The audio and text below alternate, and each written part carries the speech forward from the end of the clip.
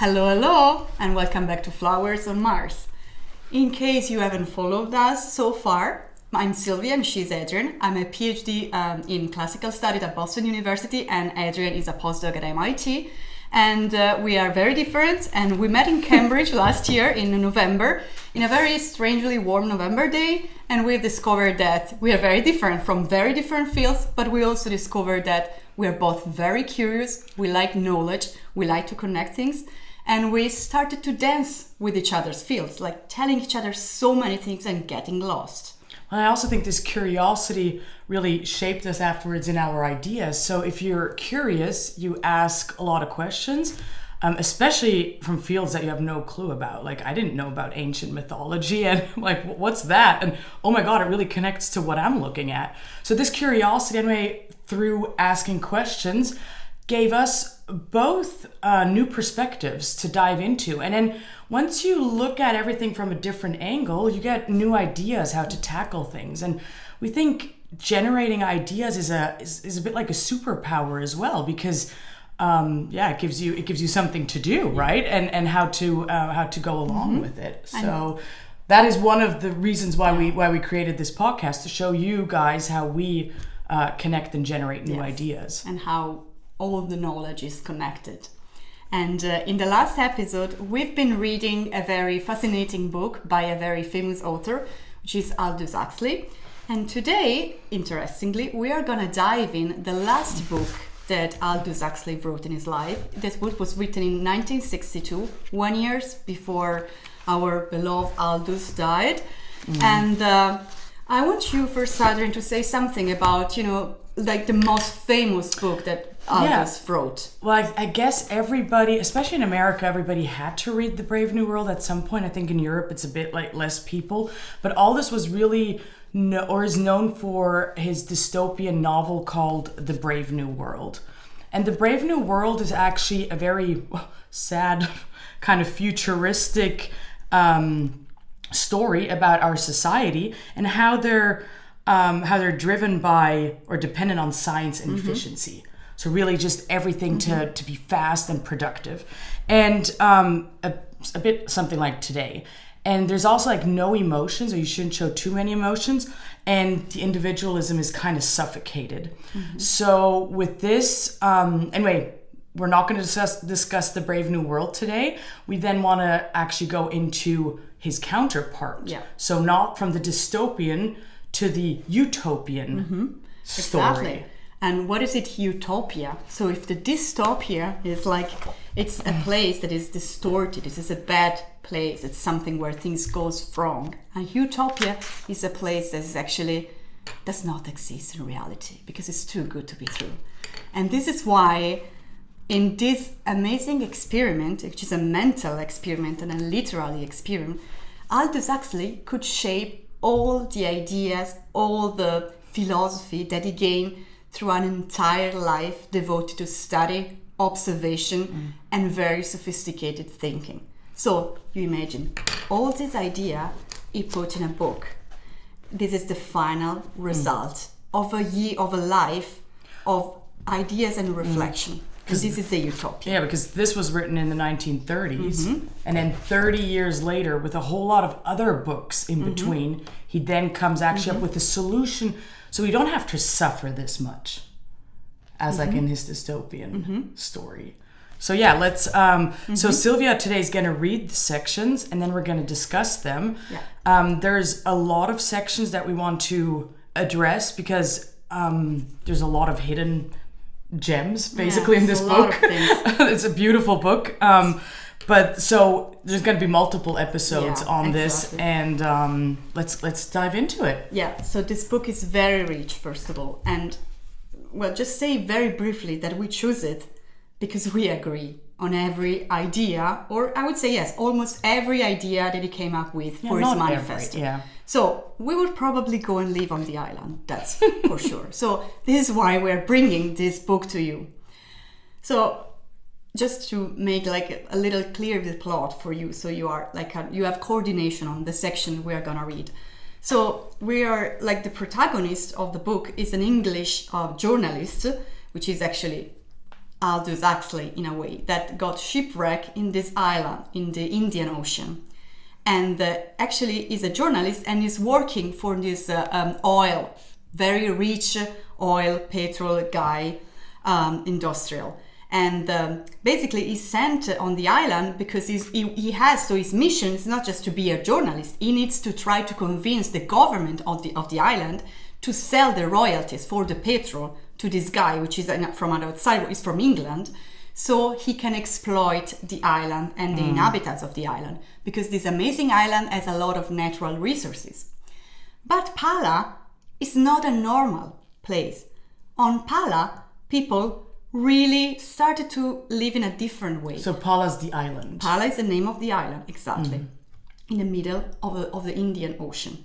So on Pala, people lived on very specific rule, different kind of rule.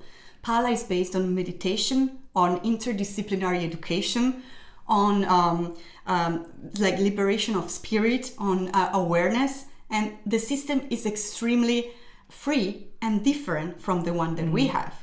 So the story is about this journalist that goes there to corrupt Pala's government in a way and get enchanted by those very different people that are going to teach him something about life. By the birds. Something that he didn't know.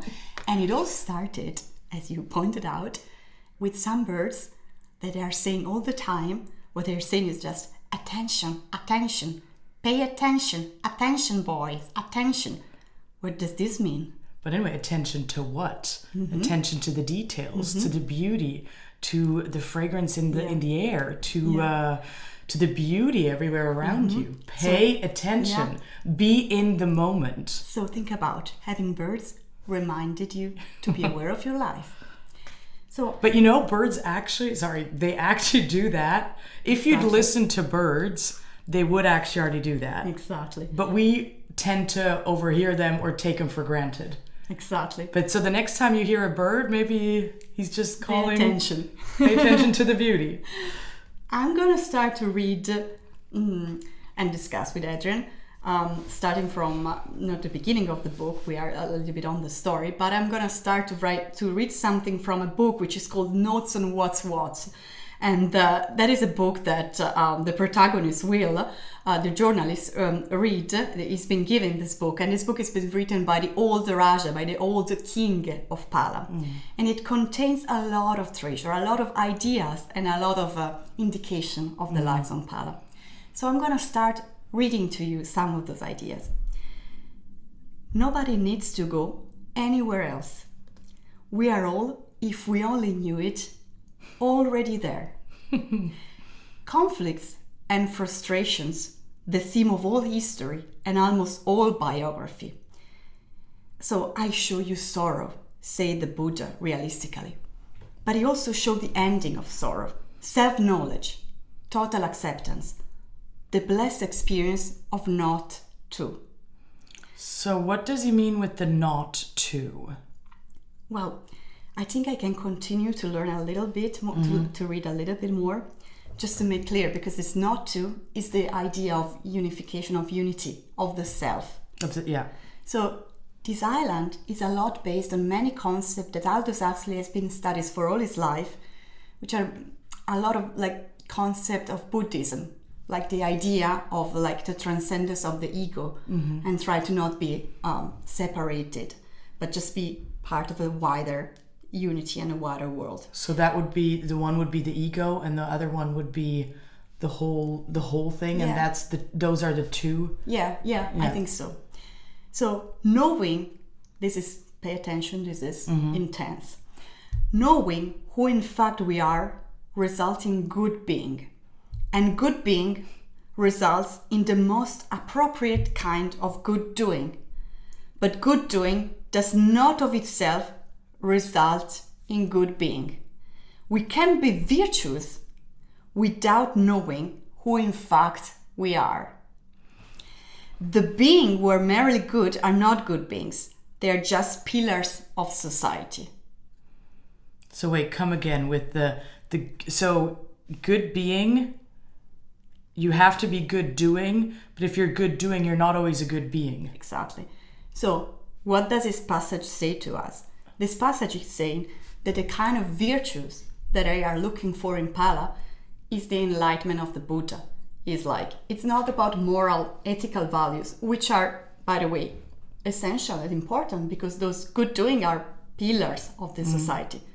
But we are talking about good beings, and beings is not doing, it's something more inside, it's your own self aware. Exactly. So you could do anything in the world, but if you do it, like, let's say, without love or without compassion or without the right reason, that's how I understand it.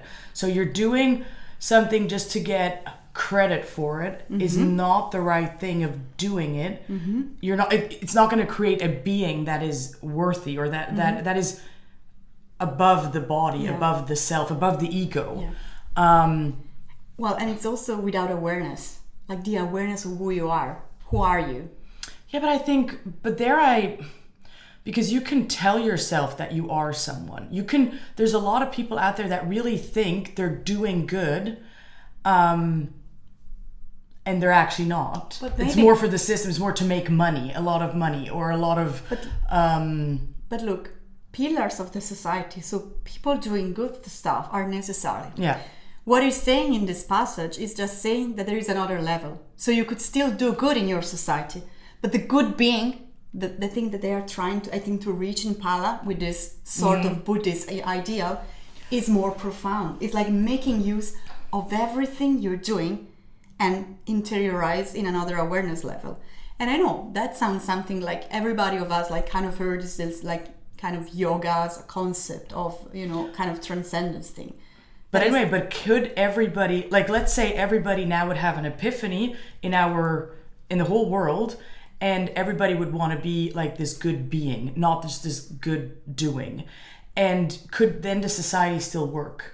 Could we all be in this state, and would the pillars fall apart, as you say, or would the pillars still be there because the good doing is still there? It's just on top of those pillars. I honestly think that the good pillars stay there. So there's no contradiction in the good being and the good doing existing together. And this is what at Pala they are trying to do. They are just trying to build more complex human beings, more complex. I'm going to read another passage. So the good being is someone that needs to know who in fact he is, okay?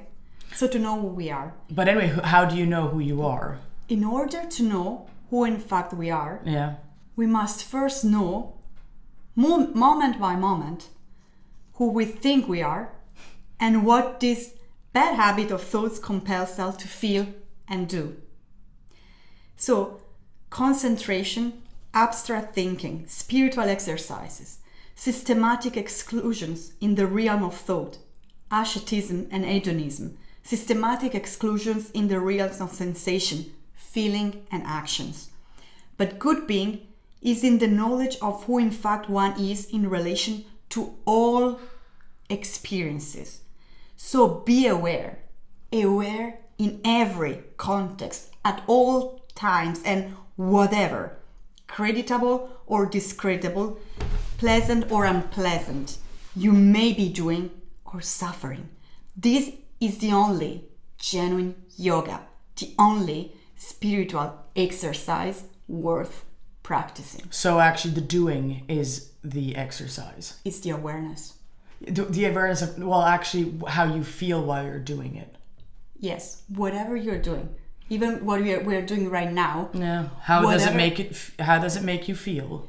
There is no, exactly. So you could do what they are saying is that the most important thing in this island, in Pala, is what the birds were singing all the time. Pay attention to where you are and to what you experience in every moment. And it does not matter whether you're doing exercise, whether you're suffering because someone mistreated you, because someone is telling bad things to you. Whatever you are doing, just pay attention. But I think what I hear out of this is even deeper with the more you need to experience a lot. He doesn't really point that out there, but like actually probably the amount of experience is going to really show who you are. So if you always do the same things over and over again, you always have the same day-to-day business, you're not going to go into these scenarios where you feel uncomfortable. But actually that feeling uncomfortable, that's going to make you aware, like, ooh, there's something different. There's something else. Something's going to click. And this is what you need to figure out who you are. Because either you like what you're doing or you don't like what you're doing. Exactly. And in this book, it continues instead saying, like, the more a man knows about himself in relation to every kind of experience, the greater his chance of suddenly, one fine morning, realizing who in fact he is. And that is precisely what you were saying. So, every kind of experience, meaning that you experience a lot of things, love, suffering, finding love, losing job, finding job, changing city, changing place, find family, lose family, change friend, lose friends, try to realize an idea, failing, succeeding, everything. And you experience all this with awareness, and then you have the chance, which is not automatic, but you have the chance, if you experience the awareness in all of this, to get to know who you are. Exactly, but then how long does it take? Because every human being is different. So some people may with 5 years you cannot be enlightened. So what does he propose? Anything of how long this could take? Maybe does someone only awaken with 70?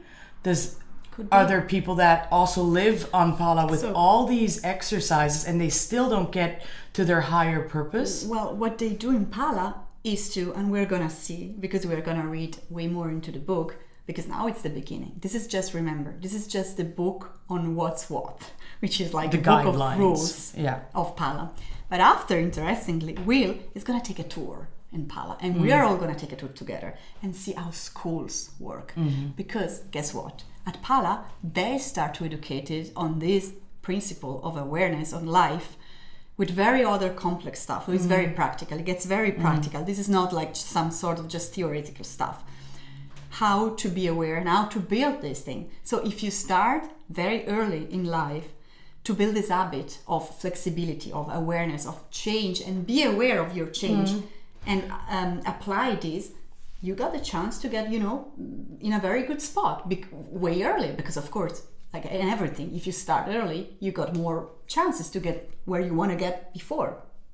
Yeah, but then maybe you don't know, because every human being is kind of set up differently, right? So for some people, it could also be frustrating when you then see all your peers being enlightened at 15 and you're the 25-year-old that is still not there. I don't think that in Pala there's gonna be, so if we try to apply this concept, in Pala people are quite happy and learn how very soon not to be confrontational with other people. You know what I mean? You are on your own way, and you are happy on your own way.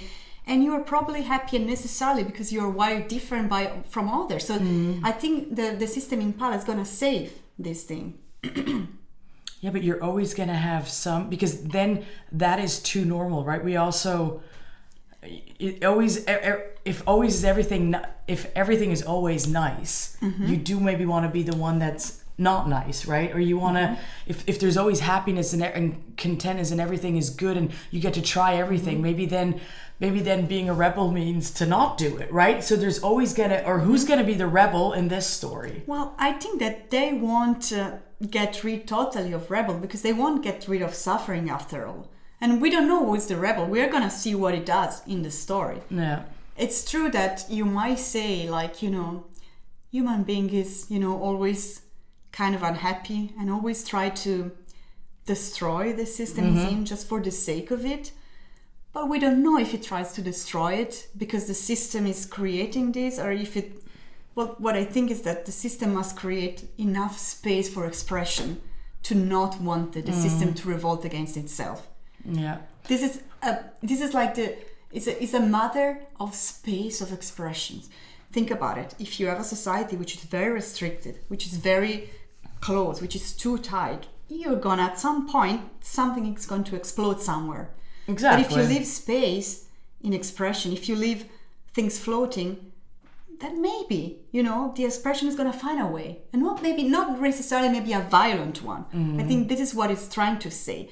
But I want to also read something different, like something about faith and belief. Because we might ask, then where is the place of, some sort of belief in the system, the belief in the existence of this profound, revelation of enlightenment that you've called. And he said that faith is different from belief. And he says that belief is the systematic taking of unanalyzed word much too seriously. Okay? So like a dogma. Faith, on the contrary, can never be taken too seriously. For faith is the empirically justified confidence on our capacity to know who in fact we are.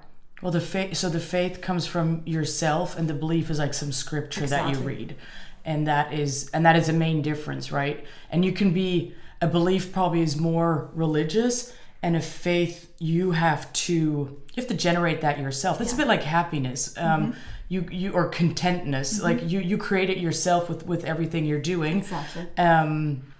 And to find a meaning after all. So that's a big difference. And then he closed this passage by saying, "Give us this day of our daily faith, Lord, but deliver us from belief." Deliver us from belief. So don't give us a prepared, a ready-made,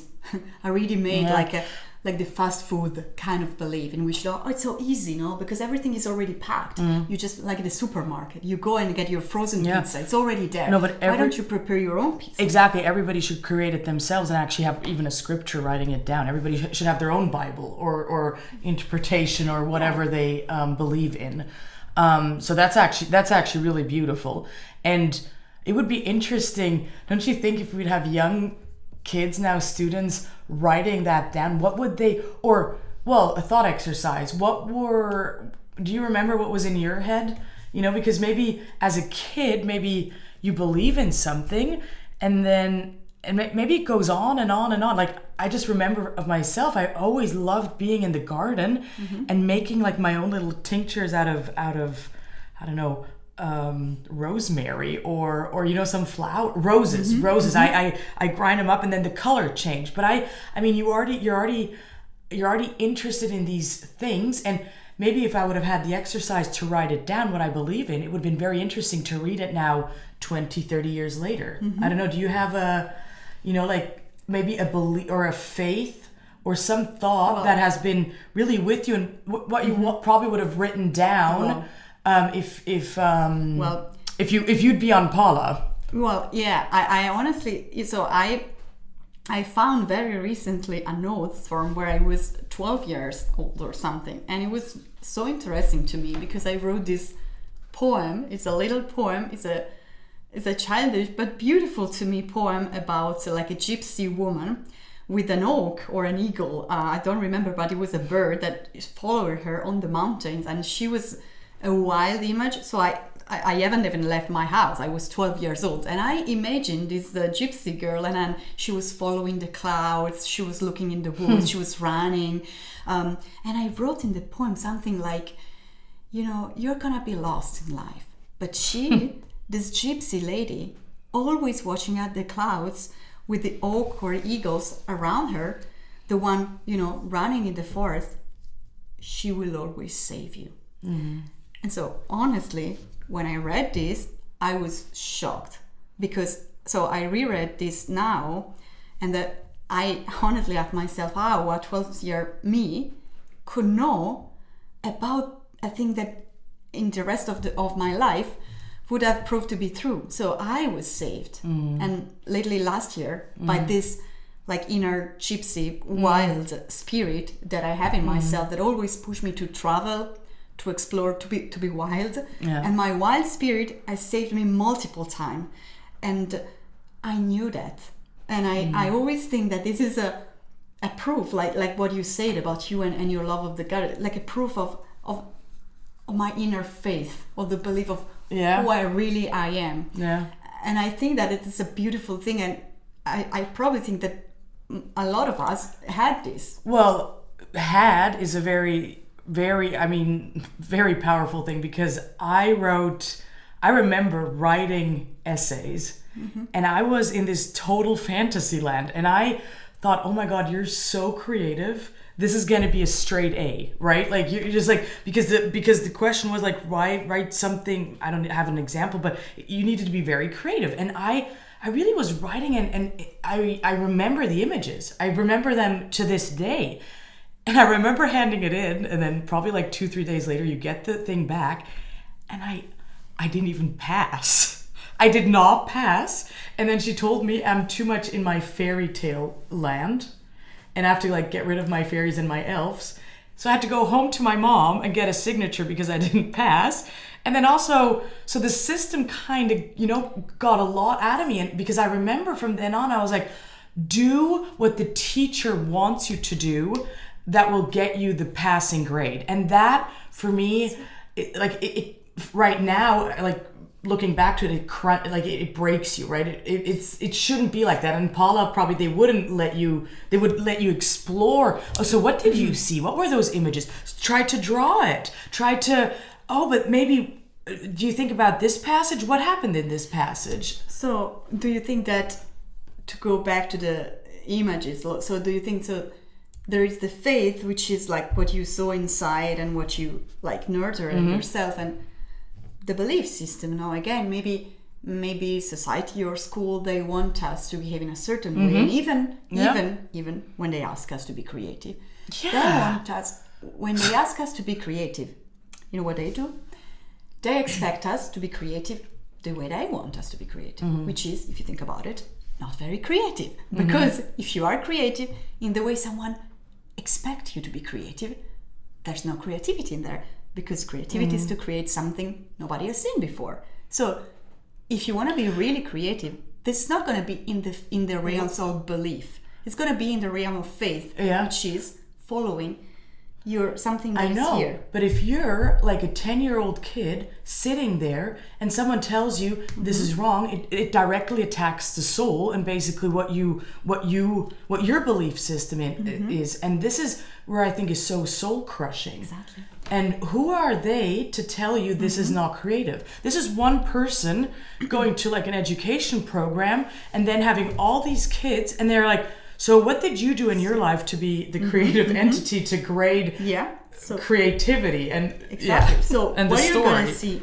in Pala is going to see, so we're going to see a kind of very different school system, which is a school system based on a lot of freedom and a lot of attention. It's not complete freedom, but it's a lot of attention to what we are just saying, about faith and the inner knowledge of the self. So that's very important. Which is there from a very, very, very young age. We know that from ourselves, from stories, from our parents. You know that. Yeah, it's there. It's there because we are born with this inner sense of our body, of our body in relation to the things, to the entire world. Because think about how kids behave when they look at the world. Like they eat the world, they touch the world, they smell the world, they behave. So look at a kid. If you think about a kid like running on the sand or just getting dirty everywhere and touching the world, they behave as they were part of this huge system, and that everything is a playground. Yeah, they're curious about everything, and they're not afraid. So little by little, there's some sort of, maybe in some part it was for good, but I think we probably overdid it a lot in the terms of kind of structuring. This get lost in a way, so we lose this spontaneity and this connection to the world, to where we live, which is gonna be found again in the palace system. Yeah, where conditioning is a bit more inhibited because the conditioning is very strong. Exactly. In our current world. And so I think that these things that we read were really to focus on so the very first and the inner part, let's say, of the core system of Pala. So we read about what's about the this difference of the real being and the kind of not real being that are distinguished. Well, the human being and the human doing. Exactly. So, and we are human beings and not human doings. Exactly. Well said. So I think we just had a taste of what's going to be. Those are the principles of Pala. But next time we're gonna go closer and have a closer look at how this island really look like, and how those people can create this being, and how those people can nourish the things that we've just been discussing, the little kids that know how to behave in the world and then behave as they belong. So what are they doing in Pala, why they are so special, and we're gonna get closer and closer. Yeah, and I hope this episode got you excited for more and that you tune in next time again. Yes. Thank you so much for listening. See you next time. Bye-bye.